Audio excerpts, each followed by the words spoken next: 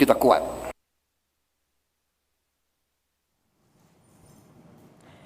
Menteri Lingkungan Hidup menyebut tumpukan kayu gelondongan yang terbawa banjir bandang di Desa Garoga, Tapanuli Selatan, Sumatera Utara merupakan kayu berumur cukup lama dan dipotong menggunakan gergaji. Dalam kunjungannya ke desa terdampak di Tapanuli Selatan, Menteri Lingkungan Hidup Hanif Faisal menyebut ada campur tangan manusia pada tumpukan kayu gelondongan yang kini berada di Desa Garoga, Tapanuli Selatan. Menurut Faisal, gelondongan kayu tersebut merupakan kayu yang berumur cukup lama dan sebagian terlihat dipotong menggunakan gergaji. Sebagian rumah tertimbun oleh material longsor atau upaya kegiatan di atas yang... Terkait tumpukan kayu-kayu gelondongan, Kementerian Lingkungan Hidup mencabut izin operasional 4 perusahaan yang berada di Batang Toru, Tapanuli Selatan. Keempat perusahaan itu yakni PT Toba Pulp Lestari, Agen Core Resources, PT North Sumatra Hydro, dan satu perusahaan perkebunan kelapa sawit. Keempatnya beroperasi persis di daerah aliran sungai Batang Toru. Menteri Hanif juga akan mencabut izin sebuah perusahaan perkebunan sawit di hulu Sungai Garoga yang diduga menjadi penyebab musibah banjir bandang. Saya telah menghentikan semua kegiatan operasional semua perusahaan di DAS Batang Toru ya. Ini beda DAS. Jadi DAS ini tidak disebabkan oleh upaya yang ada di Batang Toru. Ada berapa perusahaan? Ya, di sini kita belum lihat perusahaan. Kalau yang di Batang Toru ada 4 perusahaan yang kita hentikan kegiatan, tetapi tidak berhubungan dengan DAS Garuga karena alirannya beda. Jadi DAS Batang Toru ke arah sini, Garuga jadi tidak nyambung. Saya sedang melakukan langkah-langkah penanganan lebih lanjut. Jadi kita evaluasi total semua perizinan karena memang curah hujannya ini di luar proyeksi waktu penyusunan dokumen AMDAL beberapa puluh tahun yang lalu, sehingga kita perlu sosialisasi, sesuaikan kembali kaidah ini. Namun sekali lagi terkait dengan bencana ini ya memang harus ada yang tanggung jawab. Ya.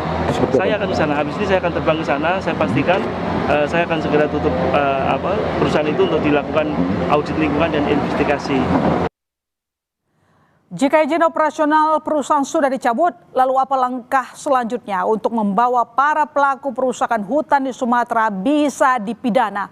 Kita bahas bersama Ketua Umum YLBHI Muhammad Isnur dan anggota Komisi 4 DPR Fraksi Golkar Firman Subagio. Selamat petang Mas Isnur, selamat siang. Selamat petang Pak Firman. Selamat petang Mbak. Ya, Pak Ilona, Pak Firman. Ya, kita masih bahas soal bencana. Saya kalau begitu ke Mas Isnur dulu. Mas Isnur, kalau izin operasionalnya sudah dicabut dari LHK, apalagi yang harus dilakukan supaya tidak berhenti di administratif saja, tapi orang-orangnya juga bisa dipidana? Ya, ada pidana penjara Mbak Ilona, bukan hanya bagi individu, tapi kalau korporasi itu lebih berat pertanggungjawabannya. Di pasal 109 Undang-Undang P3H itu direksi bisa bertanggung jawab atas mewakili korporasi. Dan bahkan lebih berat kalau di kasusnya misalnya dia ilegal ya, itu bahkan bisa jadi 20 tahun. Jadi ada individunya yang memang langsung melakukan, juga ada pidana korporasi. Tapi juga ada bisa dikenakan misalnya perdata Mbak. Jadi misalnya si KLHK itu bisa mewakili pemerintah menggugat atas kerusakan lingkungan. Dan punya juga hak gugat untuk kewajiban ya si korporasi memulihkan ekosistem, rehabilitasi. Jadi ada berbagai pendekatan yang bisa digunakan selain administrasi, pencabutan izin, tapi juga lagi-lagi tambahannya pembekuan kegiatan. Yang kedua perdata tadi, ganti rugi ya, kerusakan lingkungan, kewajiban pemulihan ekosistem, yang ketiga pidana. Tapi juga nggak kalah penting yang harus digali sebenarnya bukan hanya korporasi tapi juga pejabatnya Mbak. Ada pejabat-pejabat yang diindikasikan misalnya dia menerbitkan izin dalam konteks misalnya ada suap, misalnya ada korupsi di sana, ada kemudian sewenang-wenangan, jadi bisa dipakai berbagai cara juga. ASN-nya atau pejabatnya bisa dikenakan sanksi baik pidana misalnya korupsi maupun administrasi, baik itu misalnya demosi atau pemberhentian dan lain-lain. Jadi harusnya penegakan hukum dilakukan secara komprehensif gitu. Itu menurut kami Mbak. Ya, untuk membawa ini masuk ke jalur pidana, Mas, kita pertegas saja. Tadi kan Anda menyatakan bahwa yang bisa diseret ke pidana tidak hanya individu, korporasi, tapi juga pengambil kebijakan, yaitu yang memberi izin operasional lahan begitu. bagaimana supaya tidak hanya administratif? Ini kan kita lihat sudah dicabut izinnya, tapi maunya kita jangan cuma cabut izin, tapi harus ditindak supaya tidak memakan lebih banyak korban jiwa. Ya, pertama tentu Pak Firman ini sebagai wakil rakyat ya, tentu punya kewenangan untuk mengawasi dan memastikan bahwa aparat penegak hukum, seluruh kementerian terkait itu melaksanakan kewajibannya dan menggunakan kewenangannya secara maksimal. Ya. Jangan ragu-ragu, karena kami seringkali Mbak di pengalaman kasus misalnya pembakaran hutan ya, beberapa kali di Sumatera dulu, itu hampir dari puluhan yang dilakukan penyelidikan dan penyidikan, tapi kemudian di SP3. Jadi masyarakat sipil juga punya datanya, banyak sekali upaya-upaya setelah bencana, itu tidak ditindaklanjuti dengan penegakan hukum yang tegas gitu. Tapi yang terpenting sekarang juga nggak kalah penting, Mbak. Sekarang sebenarnya pemulihan korban, Mbak. Ya.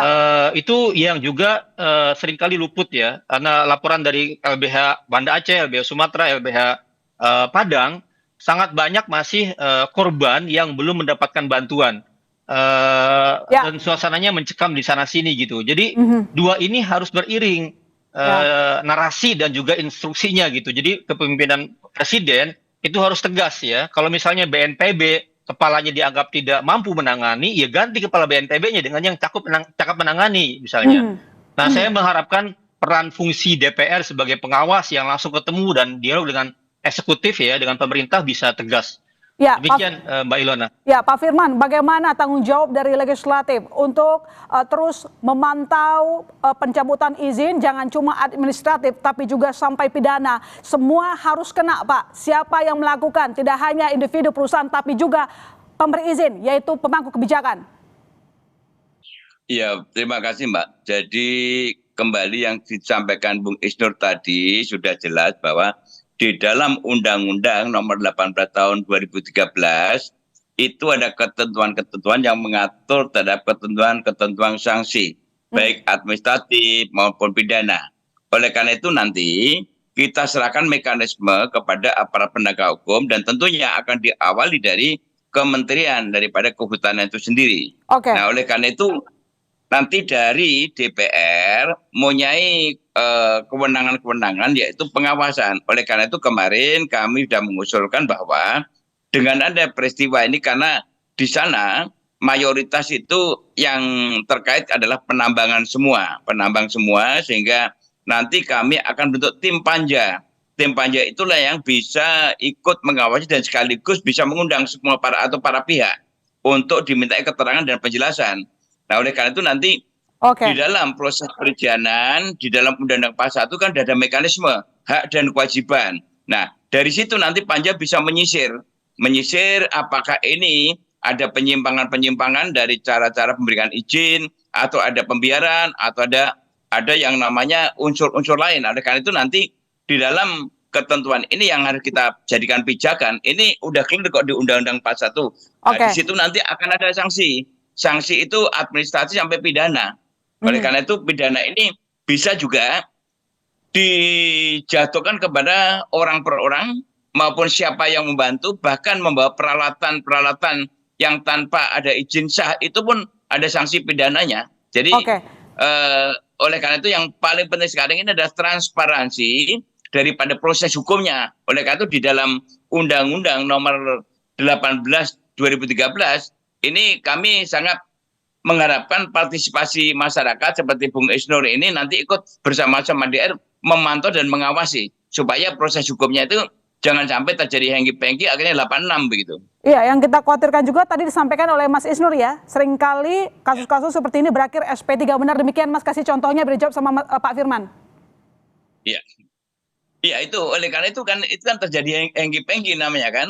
Dari hengki-pengki akhirnya 86, akhirnya prosesnya ditutup. Ini yang kita nggak mau. Kita udah sering kecolongan di situ. Dan kemudian kami minta kepada aparat penegak hukum, lembaga peradilan, harusnya seadil-adilnya melihat situasi kondisi, bukan berkaca kepada pelaku usaha yang melakukan kesalahan, tetapi harus melihat korban-korban manusia yang begitu besar. Ini adalah masalah kemanusiaan. Saya minta para aparat penegak hukum, baik kepolisian atau kejaksaan atau KPK sekalipun, dan termasuk di para hakim-hakim, gunakan hati nuraninya untuk melihat para korban kita ini, saudara-saudara kita yang tidak bersalah ini.